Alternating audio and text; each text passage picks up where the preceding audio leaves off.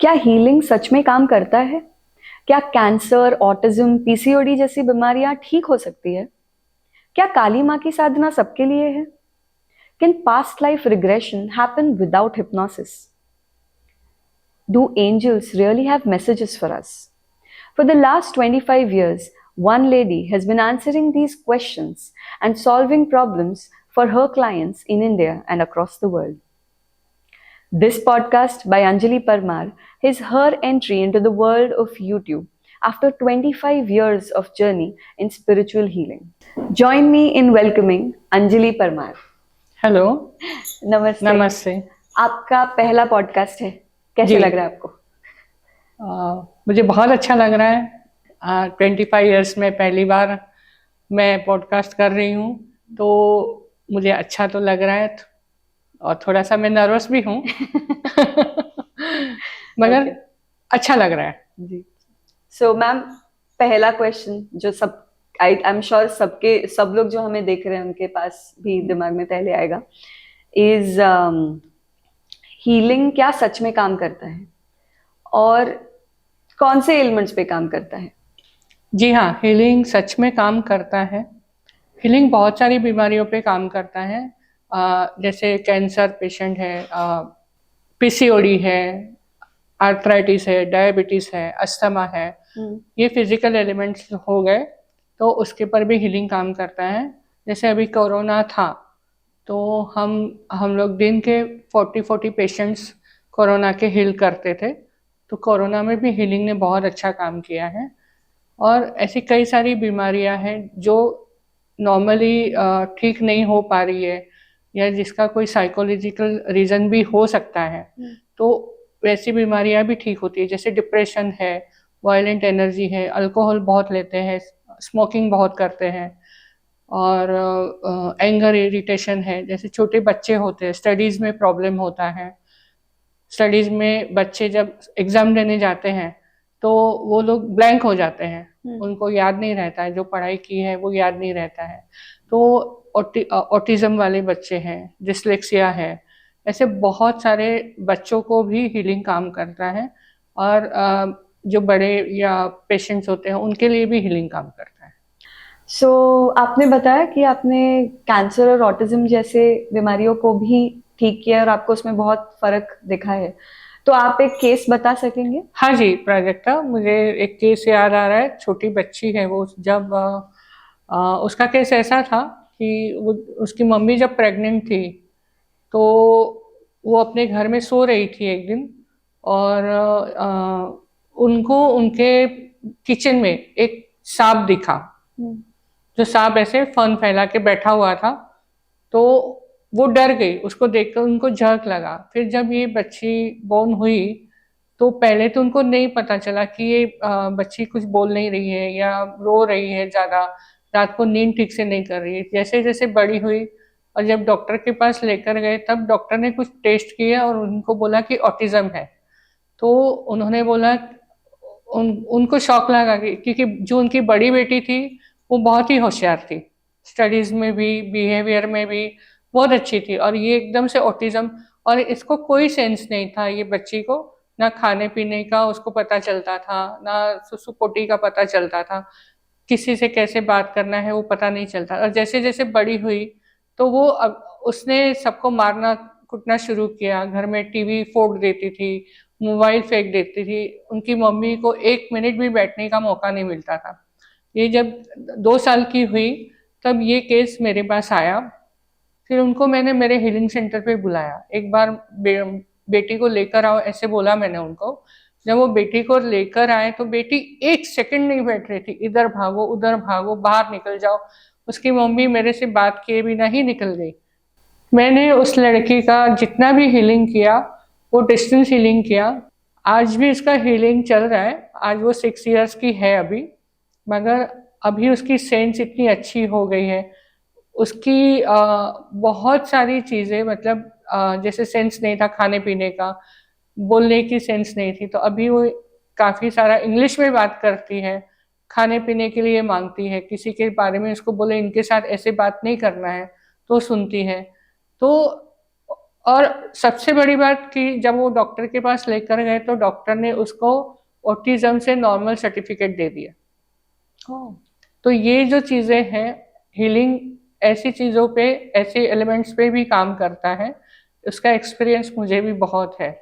और जो लेडी मेरे पास, मतलब जो उनकी मम्मी थी वो लड़की की, वो जो रो रही थी मेरे पास, आज वो जब भी फ़ोन करती है तो हंसते हंसते वो बच्ची के बारे में वो बात करती है और बोलती है कि आज बेटी ने ऐसे किया, आज उसने नया ये सीखा, वो सीखा, और अभी उसका ग्रास्पिंग पावर भी काफ़ी अच्छा हो गया है। तो इस बात से मुझे बहुत खुशी होती है। तो जैसे आपने ये केस के बारे में बात किया कि जो बच्चा ऑटिस्टिक था वो पूरी तरीके से नॉर्मल हो गया, तो इस ऐसे केसेस में, जैसे कैंसर हो, ऑटिज्म हो या कोई भी और ग्रेव बीमारी हो, वहां पे मेडिकल प्रोफेशनल्स अक्सर इन्वॉल्व होते हैं। तो उस चीज को आप किस तरीके से देखते हो? क्या ट्रीटमेंट बंद करके आप हीलिंग करते हो कि कैसे होता है? हाँ, नहीं प्राजक्ता, मैं मेडिकल ट्रीटमेंट कभी भी नहीं बंद करवाती हूँ, क्योंकि हीलिंग जो है वो अल्टरनेटिव थेरेपीज है, और अल्टरनेटिव थेरेपी अपनी तरीके से काम करेगा, मेडिसिन अपनी तरीके से काम करेगा। और जब मुझे लोग पूछते हैं आकर कि मैडम हमने हीलिंग स्टार्ट कर दिया, तो अभी क्या हम लोग थेरेपी मेडिसिन लेना बंद कर दें? तो मैं उनको बोलती हूँ कि नहीं, मेडिसिन आप बंद मत करिए, क्योंकि डॉक्टर के काम में हम कोई इंटरफियर नहीं करते हैं। डॉक्टर अपना काम कंटिन्यू रखेंगे, हम लोग हमारा हीलिंग कंटिन्यू रखेंगे, और डॉक्टर अपने आप मेडिसिन कम करेंगे जब आपकी बीमारियां ठीक होना शुरू हो जाएगी। राइट। सो आपने मेंशन किया कि ये बच्ची के लिए आपने बिल्कुल मेडिकल ट्रीटमेंट तो स्टॉप नहीं किया, वो अपने आप डॉक्टर्स अपने हिसाब से कम करते हैं जब वो इफेक्ट दिखते हैं। लेकिन आपने ये भी मेंशन किया कि ये डिस्टेंस से हो रहा है हीलिंग। तो डिस्टेंस से कैसे हो सकता है? अगर आपके साथ वो बच्चा नहीं है, आपकी हीलिंग उस पर कैसे काम करती है? पहली बात तो आप सामने हो या नहीं हो, इससे कोई फर्क नहीं पड़ता है, क्योंकि ये सारा एनर्जी वर्क होता है। और जब हम अर्थ पे बोर्न होते हैं तो हम एक चैनल होते हैं, मतलब एक दूसरे से जुड़े हुए हैं। भले आप किसी के लिए भी अनजान हो या आप एक दूसरे को जानते हो, कुछ भी हो, मगर हम एक दूसरे से जुड़े हुए हैं, हम एक चैनल रहते हैं। तो एक हीलर, मतलब जैसे कि मैं, अगर मुझे किसी को हील करना है तो मुझे उनकी ऑरा और चक्र को मेरे सामने लाना है, और उस हिसाब से मुझे हील करना है। उनकी ऑरा और चक्र के पर ध्यान देना है, ना उनकी फिजिकल बॉडी पे, ना उनकी मेंटल बॉडी पे, ना इमोशनल बॉडी पे। उनके चक्र और ऑरा मुझे क्या बताते हैं, उसी के ऊपर मुझे काम करना है, उसी को हील करना है, ताकि उनकी जो भी प्रॉब्लम है, इमोशनल, मेंटल या फिजिकल, जो भी बीमारियां हैं, वो धीरे धीरे ठीक होती जाए, और उनकी मेडिसिन कम हो जाए या मेडिसिन बंद हो जाए। तो जैसे आपने ये मेंशन किया कि आप उनके एनर्जी बॉडी पे काम कर रहे हो, जी। तो इसका मतलब ये है कि वो एनर्जी बॉडी हमारे फिजिकल बॉडी से कनेक्टेड है, या वो हमारे अंदर है, जो चक्रास है? मतलब आप उसके बारे में थोड़ा और अगर आप जी, बता सकते हैं। प्राजक्ता, कैसा होता है कि जो हमारी फिजिकल बॉडी है उसके आसपास हमारी एनर्जी बॉडी है, जिसको हम ऑरा बोलते हैं। ऑरा के ऊपर चक्रस होते हैं, और जब कोई भी बीमारियां हमें घेरती है, इमोशनली प्रॉब्लम है, मेंटली प्रॉब्लम है, या फिजिकल प्रॉब्लम है, तो उस वक्त हमारी ऑरा पहले खराब होना शुरू हो जाती है, उसमें क्रैक्स एंड होल्स आ जाते हैं। उसके बाद उसके जो चक्रस होते हैं, हमारे जो चक्रस होता है, वो हमारे अंदर नहीं होते हैं, फिजिकल बॉडी के अंदर नहीं होते हैं, ऑरा के ऊपर होते हैं, और वो एक कोन टाइप शेप होता है चक्र का। और फिर उसमें सारी एनर्जीज जमा होना शुरू हो जाती है, और धीरे धीरे वो आपके चक्र को इनबैलेंस करती है, और उससे आपकी ऑरा से और चक्र जैसे ऑरा और चक्र जैसे खराब होते हैं, तो उससे उसके बाद आपकी फिजिकल बॉडी और इमोशनल बॉडी, मेंटल बॉडी खराब होना शुरू हो जाती है। तो हीलिंग में क्या होता है कि हम चक्र और ऑरा को क्लीन करते हैं, क्लीन करते जाते हैं, नई एनर्जी देते जाते हैं, और जैसे जैसे एनर्जी का डोज होता है वैसे वैसे उनकी हीलिंग होती है। जैसे आपने देखा होगा, कोई वुंड है हमारी बॉडी पे, और वो वुंड के लिए जितना गहरा वुंड है उसके लिए उतना ही ज़्यादा एंटीबायोटिक लगता है, वो ड्रेसिंग लगता है। तो ये सारी चीज़ें हम इसके साथ कनेक्ट कर सकते हैं कि आपकी ऑरा जितनी खराब और चक्र में जितना इनबैलेंस, कभी एनर्जी कम होती है, कभी एनर्जी ज़्यादा होती है, तो उस हिसाब से हम चक्र को बैलेंस करने की कोशिश करते हैं। तो बीमारी ठीक होने में कभी-कभी जल्दी भी ठीक हो जाती है, कभी-कभी थोड़ा-सा टाइम भी लगता है। मगर जैसे जैसे चक्र और ऑरा ठीक होता है, वैसे हमारी बीमारियां भी ठीक होती हैं। तो ये एक चीज मैंने जनरली नोटिस की और ये मेरे साथ भी काफी होता है कि जब भी हम एनर्जी के बारे में बात करते हैं या कोई भी ऑल्टरनेटिव थेरेपीज के बारे में सोचते हैं, लोगों में एक डर या संकोच होता है। तो क्या उससे भी उनकी हीलिंग अफेक्ट होती है, या आप उन लोगों को क्या मैसेज दे सकते हैं? हाँ प्राजक्ता, काफ़ी लोगों के अंदर हीलिंग को लेकर काफ़ी डर है। चाहे कोई भी हीलिंग हो, रेकी हो, प्राणिक हीलिंग हो, दूसरे टिट्टा हीलिंग हो, कोई भी हीलिंग हो, उसके लिए लोगों के अंदर डर है। इवन मैंने तो ऐसे भी लोगों को देखा है जो मेरे पास आकर हीलिंग लेते हैं, मगर उस हीलिंग के बारे में बाहर बात नहीं करते हैं। उनको ये लगता है कि अगर मैंने हीलिंग लिया है, ऐसे हम लोग बोलेंगे तो वो लोग समझेंगे कि अरे ये तो एकदम मतलब जो पढ़े लिखे लोग नहीं है, या पता नहीं हीलिंग में क्या हो जाए। कभी ऐसे डर लगता है उनको कि कोई स्पिरिट आके हीलिंग से हमारे बॉडी में ना आ जाए। ऐसे बहुत सारे डर उनके अंदर होते हैं। तो मैं ऐसा कुछ भी नहीं होता है, ये एक एनर्जी का साइंस है। और अगर आप हीलिंग लेते हो, आपको तो फायदा होता ही है। आप अगर लोगों को हीलिंग के बारे में अवेयरनेस दोगे, उनको भी अच्छा फायदा होगा। हाँ, क्रिस्टल हीलिंग मैं करती हूँ, मगर वो भी नॉर्मल प्रेयर से ही हीलिंग होता है। तो मैं आज के लोगों को ये मैसेज देना चाहूँगी कि जैसे बीमारियां बहुत बढ़ रही है, डिसीज बहुत बढ़ रहे हैं, नई नई बीमारियां हमारे सामने आ रही है। हम मेडिकल डॉक्टर के पास जा रहे हैं, हम इतनी सारी मेडिसिन खा रहे हैं, तो साथ साथ में आप हीलिंग भी ट्राई कर लीजिए। तो हीलिंग से क्या होगा कि आपकी ऑरा चक्र स्ट्रांग रहेंगे, तो आपका जो भी बीमारी है वो निकल जाएगा और उससे आपको फायदा भी होगा। और आप हीलिंग के बारे में दूसरों को निसंकोच बताइए, क्योंकि ये हीलिंग जो थेरेपी है पूरा एनर्जी का साइंस है। इसमें कुछ मिला हुआ नहीं है, ना नींबू मिर्ची, ना काला जादू, ना ब्लैक मैजिक, ना नेगेटिव एनर्जी, कुछ भी नहीं।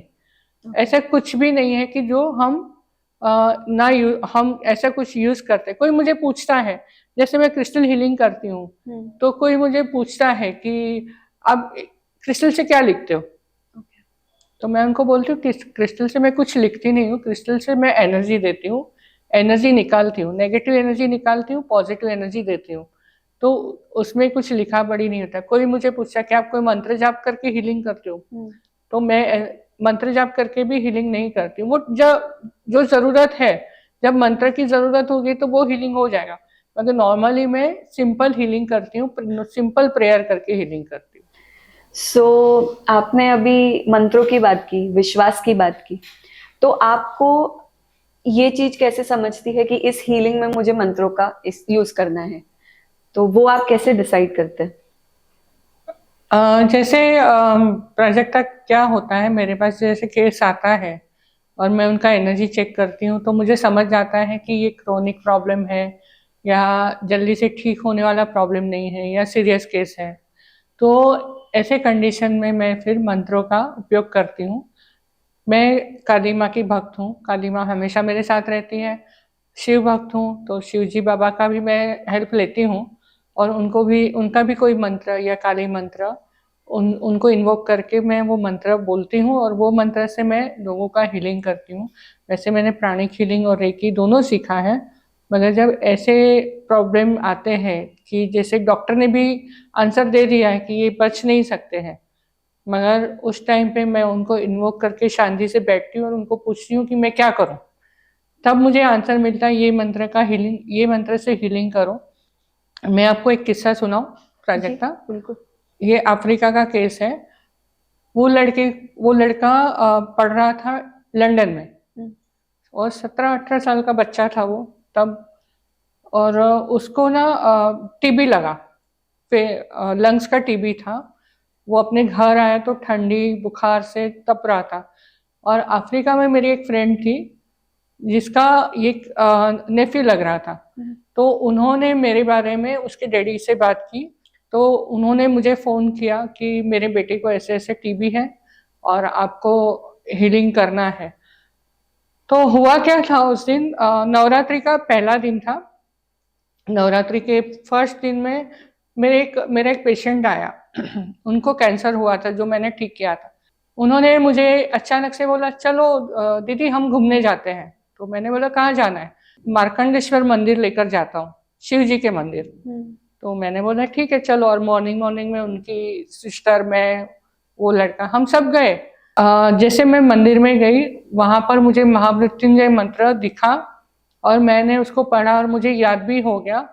फिर हम लोग वापस आ गए वहां से और शाम को ये इनका फोन आया कि मेरे बेटे को ऐसे ऐसे प्रॉब्लम हो रहा है। अब जब जैसे मैंने उनको बोल दिया कि हाँ हाँ ठीक हो जाएगा आपका बेटा, कोई प्रॉब्लम नहीं है। और वहां पे डॉक्टर ने उनको बोल दिया था कि 1 घंटे में सबको बुला लो क्योंकि बेटा बचने वाला नहीं है। और उन्होंने मुझे रोते रोते फोन किया। मैंने हीलिंग स्टार्ट किया वो लड़के का, उसको हीलिंग देना शुरू किया। और जैसे मैं नॉर्मल एनर्जी डाल रही हूँ वह एनर्जी फट से बाहर निकल रही है। तो मैंने सोचा अभी मैं क्या करूँ। तो ऐसे कंडीशन में मैं क्या करती हूँ, मैं थोड़ा शांति से बैठ जाती हूँ आंखें बंद करके और मैं सॉल्यूशन मांगती हूँ मेरी काली माँ से या शिवजी बाबा से कि आप मुझे हेल्प करो, क्या करना है। तो मुझे एक आंसर आया कि जो मारता है वो बचाता भी है। तो मैं सोच में पड़ गई। मैंने बोला कौन मारता है कौन बचाता है, मुझे समझ नहीं आया। फिर वो मंत्र मेरे सामने आ गया, ओम त्र्यंबकम यजामहे। और वो मंत्र जब मेरे सामने आया तो मुझे समझा कि ये लड़के के लिए हमें वो मंत्र को यूज करना है। और मैंने पूरा एक रात वो लड़के को सिर्फ लंग्स के ऊपर काम किया। उसके लंग्स में ओम त्र्यंबकम यजामहे बोलकर एनर्जी डाला और एनर्जी को बाहर निकाला, एनर्जी डाला और बाहर निकाला। इवनिंग में अर्ली मॉर्निंग में उन्होंने मुझे फोन किया कि लड़का आउट ऑफ डेंजर। तो ऐसे किस्से हैं कि जैसे मैंने वो मंत्र सिर्फ एक ही दिन में देखा था, उसी दिन देखा था, मैंने बाय हार्ट कर लिया। और मैं ये सोच रही थी कि नवरात्रि के दिनों में शिवजी बाबा अपने पास क्यों बुला रहे हैं। जब मैं मॉर्निंग में गई उनको मिलने के लिए तो मैंने ये बोला कि अरे शिवजी बाबा अभी क्यों बुला रहे हैं। नॉर्मली श्रावण का महीना हो, सोमवार हो तो हम समझ भी सकते हैं। मगर तब मुझे एक रियलाइजेशन ये भी हुआ कि दोनों एनर्जी एक ही है। काली माँ की एनर्जी भी सेम है, शिवजी की भी सेम है। जो एनर्जी की जरूरत जब मुझे होती वो एनर्जी में आकर मेरे साथ काम करके चली जाती है। So that was Anjali Parmar for you. इनके हीलिंग के बारे में, इनके ब्लेसिंग्स के बारे में, इनके काली माँ के बारे में और जानने के लिए स्टे ट्यून्ड एंड सब्सक्राइब।